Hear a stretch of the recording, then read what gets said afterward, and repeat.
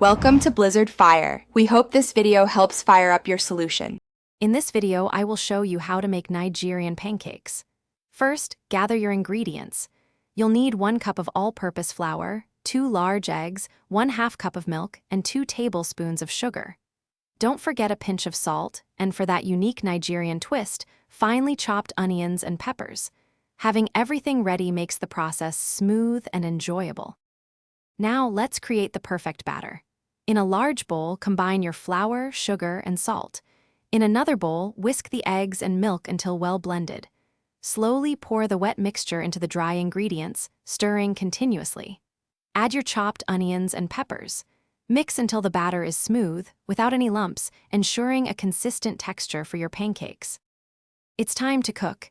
Heat a non-stick pan over medium heat and add a small amount of oil. Once hot, pour about 1/4 cup of batter for each pancake. Allow them to cook for 2 to 3 minutes on one side until you see bubbles forming and the edges look set. Then, carefully flip and cook for another 2 minutes until golden brown. Your delicious Nigerian pancakes are ready. Serve them warm, straight from the pan.